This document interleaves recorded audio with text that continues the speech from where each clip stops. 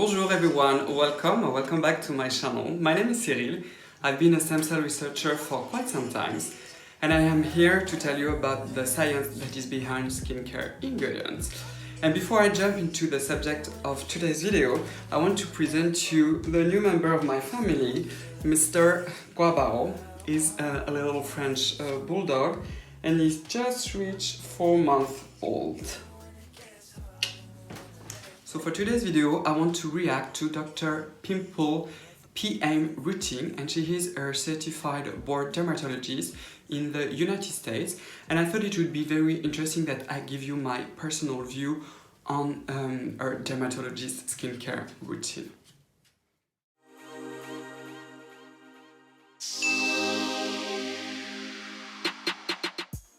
What a long day. I am ready for bed, so why don't you come to bed with me?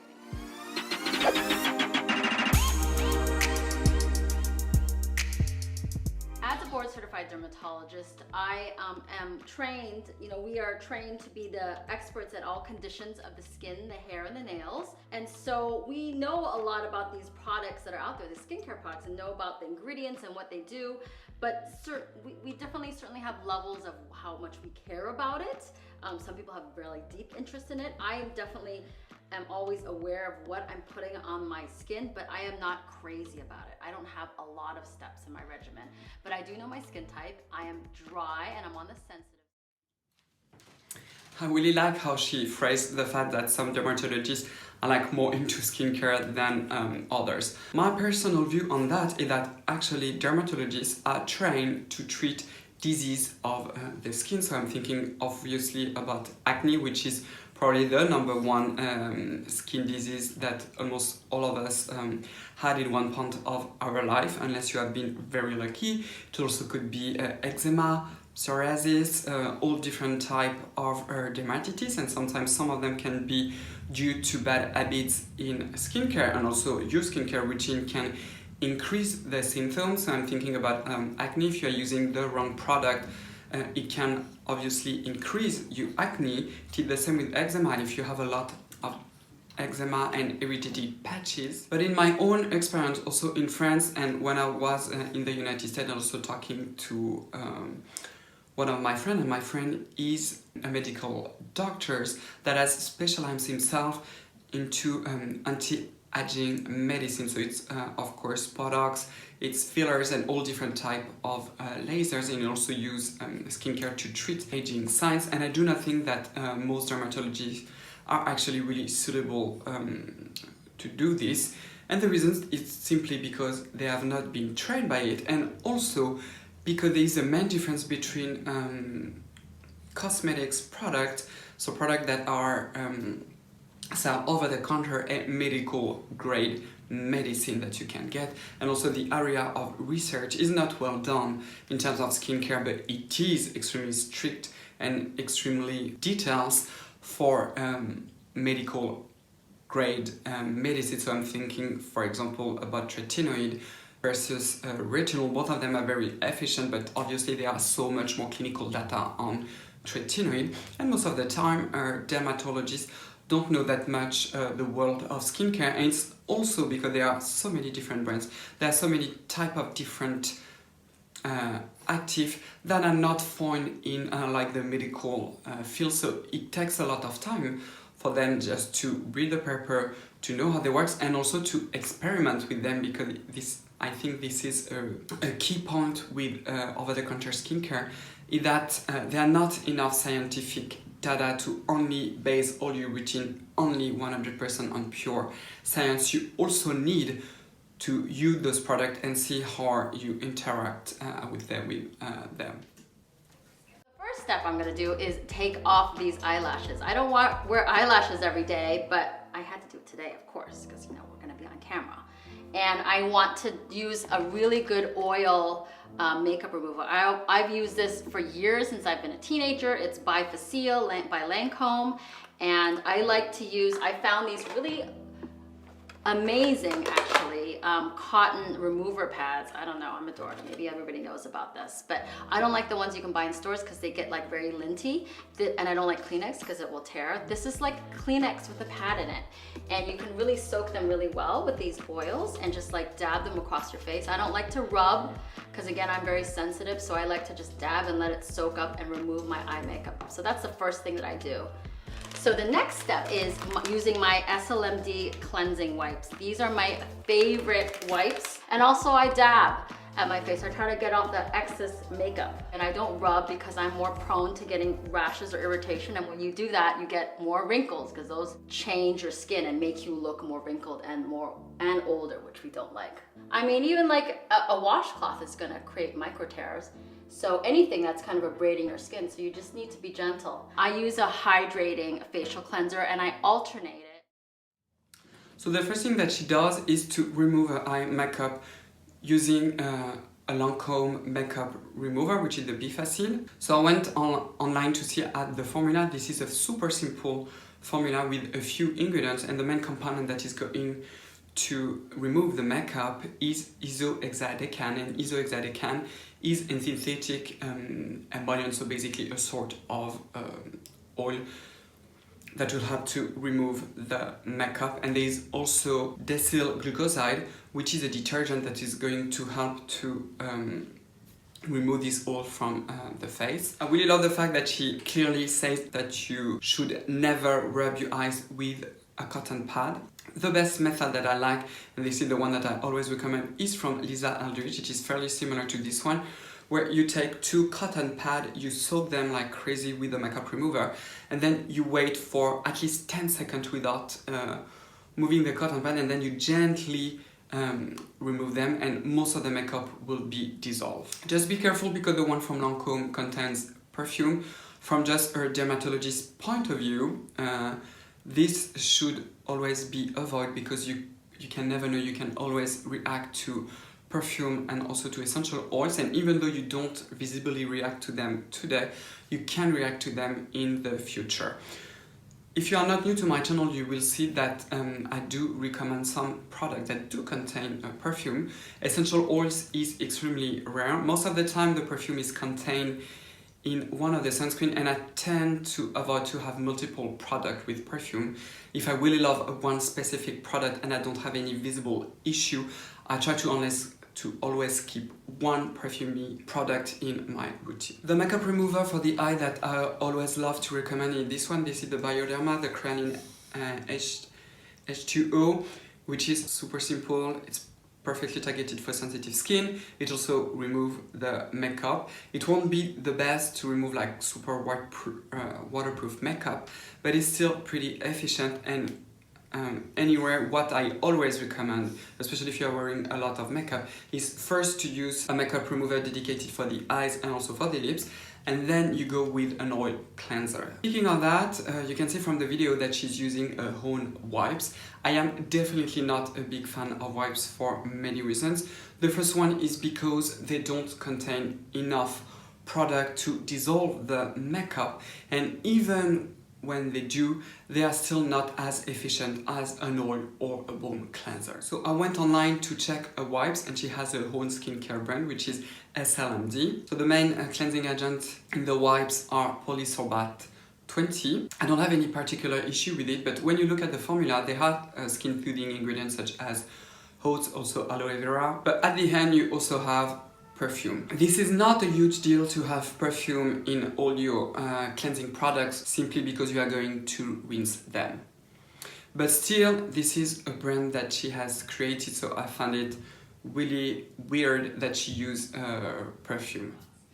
I like to use my SLMD Salicylic Acid Cleanser and switch it out every other day with just a hydrating facial cleanser. This one's by CeraVe. And salicylic acid is really great because it's an exfoliant. It's gonna exfoliate and get rid of those dry, dull, dead skin cells on the surface of your skin, so your skin is more radiant. It's gonna actually settle down within your pores too and help prevent new acne or blackheads from forming. And the trick is with salicylic acid cleansers is you can actually leave it on your face for a couple minutes if you wanted to, and really that can help to increase the penetrance of it. I mean, I think In a cleanser, you're gonna wash it off ultimately, obviously, but it's gonna really help to get off any of this extra gunk that I missed with my wipes or with my eye makeup remover. So one thing that's really important, I think that's very important about washing face that I know is from a dermatologist perspective is when you're washing your face, you're actually getting... So after using the wipes, you use 2 different water-based cleanser. What I would obviously recommend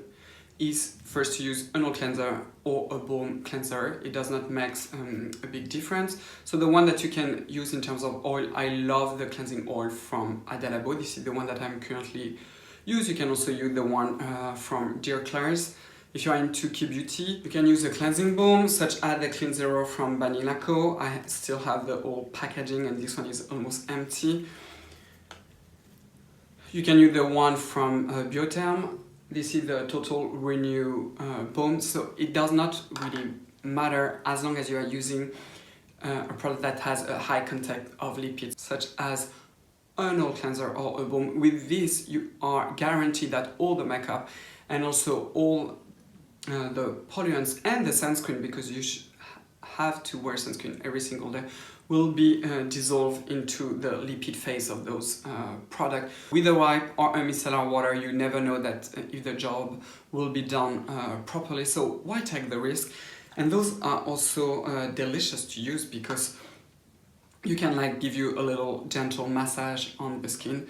Always keep in mind that you need to use enough, don't use like a tiny bit. And then she used 2 water-based cleanser. So she used the CeraVe, the hydrating cleanser. It's this one, I have the mini version, so this one is extra gentle, and the cleansing property of this one is very minimal. So if she used this, especially in this routine with the simple wipes, and she only dabs the wipes, she doesn't rub, which is excellent.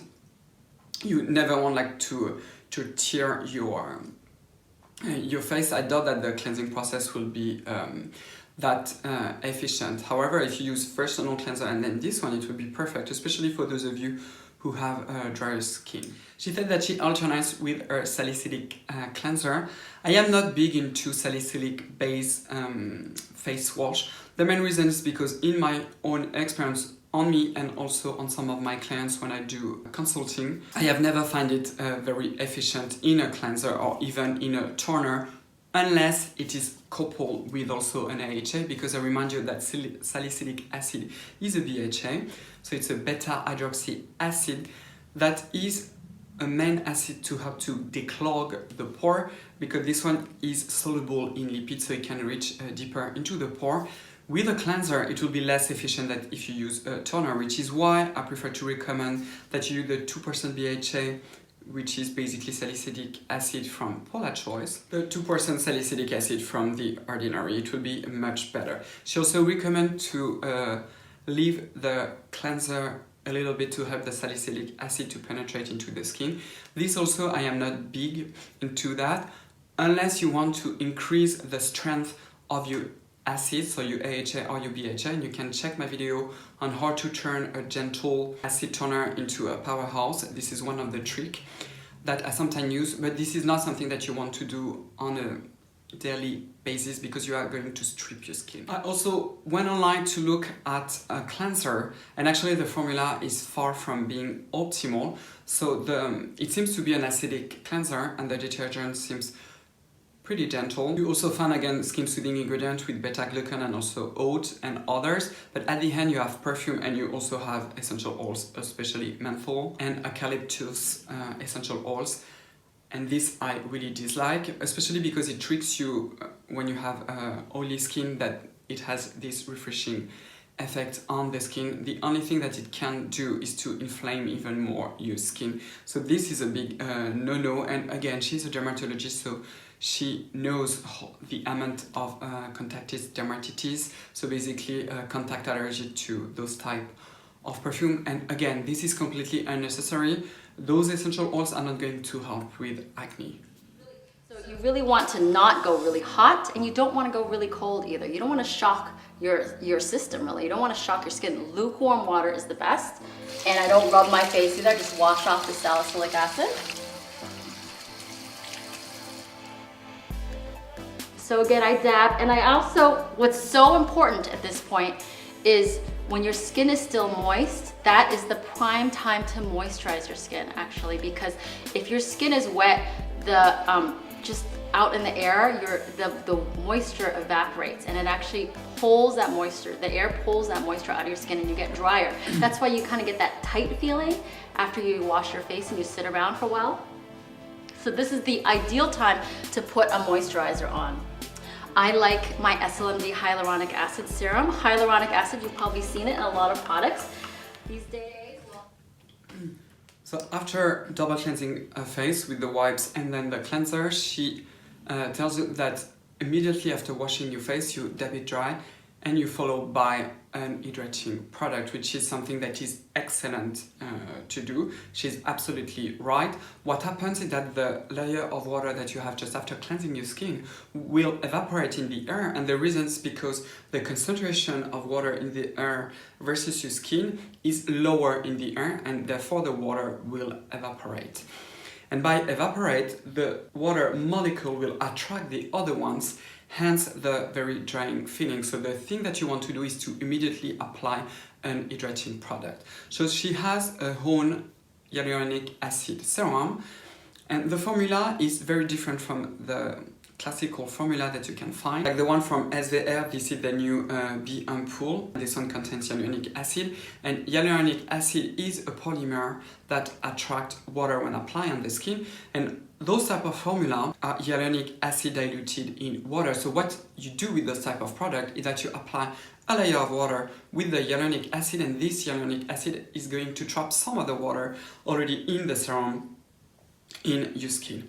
Our formula is very different because this is dry hyaluronic acid that has been dispersed into squalane, and squalane is a natural oil that you find on your skin. And this, I don't really like it, especially as a first step just after washing your face, because you don't provide the water like in this serum where this hyaluronic acid is going to trap this water. What you want to do is to saturate your skin with those humectants, those molecules that attract water and retain the water that is already here. If you do it with an oil-based product, you are just going to lock in the water that you already have on the skin. You are not going to increase the water content. Well, hyaluronic acid is hydrophilic, meaning that it draws in water. When you put it on your skin, it's really gonna seal in that moisture and minimize what we call transepidermal water loss.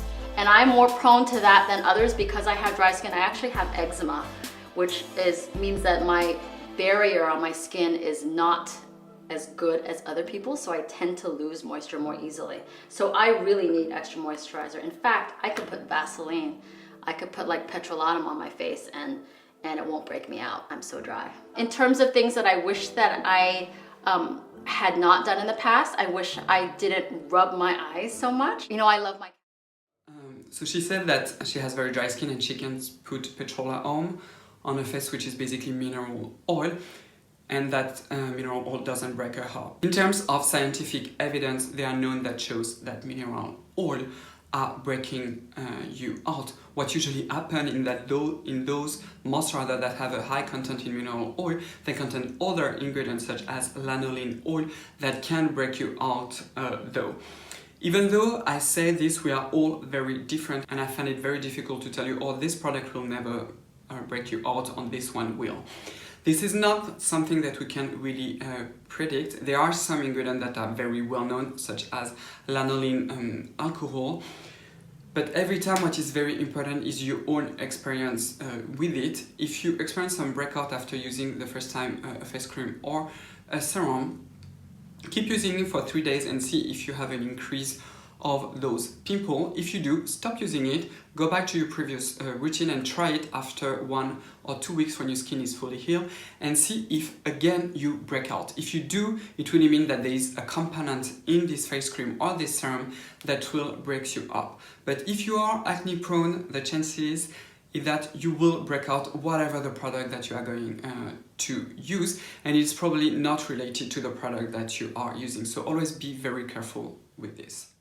I have cats and I can't give them up, but I probably shouldn't have had cats in the first place because I'm a little allergic to them, and any kind of inflammation that you get, any irritation, any kind of like rash that you get can really age you. Actually, it's cumulative, and it really increases the wrinkles and increases the aging. But I also feel like, thank goodness I have good genes from my mom, so hopefully I'll balance out somehow. So at this point, I like to take a little break and let all of this soak in for a moment. The reason I want this to settle in is because I like to put my moisturizer on before I put on any retinol or retinoid. These are products that we know as dermatologists, they've been around for generations, and we know that they help to minimize fine lines and wrinkles over time. This is something that I live by as well. The healing ointments, these are really important for me, again, because I'm saying I'm super dry. I put them everywhere. I put them in around my lips and around my eyes at night. And some people, be careful putting them around your eyes. They could. So she talks about how to layer your retinoid products, so whether it is retinol or tretinoin. Should you do it before your moisturizer or after? If you do it before your moisturizer, you are going to have like the full strength of your retinoid, and this is very useful if you have a lot of photo damage or you just want like to have the full power, but most likely you will also experience more sensitivity. Or what you can do is to apply it, like she said, on top of the moisturizer, and by doing so you can also use a little bit less because you already have the coat of moisturizer, and it will help you to dilute the retinol. My favorite methods in general, especially if you start with retinol and if you want to use 1% retinol, is to dilute it with the same moisturizer. So you put the moisturizer on your hand, you do, for example, 1 pump of retinol. My favorite retinol is the one from Paula Choice, the Resist 1% retinol. So you do 1 pump. You mix it very vigorously because what you want to do is to have an even dispersion of the retinol new moisturizer, and then you apply it all over your face. And you wait for 5 to 10 minutes and you reapply a second coat of your moisturizer. What is very important with retinoids is that you need to make sure that your skin is super moisturized, especially in the beginning, because I remind you that you need 4 to 6 weeks to tolerate the effect of retinoids on your face. The last step in terms of skincare that she does is to use the CeraVe, the healing ointment. So this is an excellent formula. It is very moisturizing. It is based on mineral oil and paraffin is a wax. It is the same that you have in most candles. So it will form like a heavy coat to prevent any excess of water loss on your face. So this is an excellent tip for sure. It also contains ceramides, cholesterol, and precursors of ceramide that our skin can use to produce new ceramide. Also an excellent tip that she gives you, and Dr. Sam Benting also shared the same tricks, is to protect the area that are most sensitive to retinoids, so the eye area and also the lips area. So we are not going to watch the end of the video together, but basically what she does is that she injects some of the really deep pimple that she has with corticoid. And a corticoid will shut down the process of inflammation in the immune system, because when you get a pimple, it's your immune system that responds to it. This process is called the inflammation. And to shut down the inflammation, you can use anti-inflammatory molecule, and the main one is corticoid. Obviously, this is something that you should absolutely not do at home and not even think about doing at home. Those are medicine, and this is something that should only be used by a medical doctor. So overall, she has a very basic and simple routine. I regret the fact that she doesn't really mention what type of actives that she uses, because I suppose that she does. I'm thinking about retinoid. Does she use retinol, or she goes straight away with tretinoin? We don't know. She also doesn't use any exfoliator, such as a good AHA. It could have been 5% glycolic acid, for example, or something like that. And those type of active will really change the aspect of your skin. If you have a really dull skin, just by moisturizing will not be enough. I am also very surprised about a skincare line, because I would have expected to have very clean formula, and this is not the case, because you find perfume and also essential oils which is weird. If you want to try a dermatologist brand that is so excellent and that will not irritate your skin, definitely try the one from Dr. Sam. So I have the moisturizer that is now empty, but she has now 2 moisturizers. This one is the first one. It has a lot of shea butter, so it is very moisturizing. This one is perfect to use with retinoid. She also has this product that is probably one of my favorite products from this year. This is the nightly serum that features retinoid in form of green active. It also has azelaic acid. It has niacinamide. I mean, this formula is incredible, really. So comment down below and tell me if you want me to review her skincare line, and tell me what I think about the formula, because I will likely not buy them because they are not great. Thumbs up if you like this video, subscribe to my channel, and don't forget to ring the bell to not miss any of my new videos. You can also follow me on Instagram. I am Cyril Laurent. I thank you so much for watching me, and I will see you next time. Bye bye, au revoir.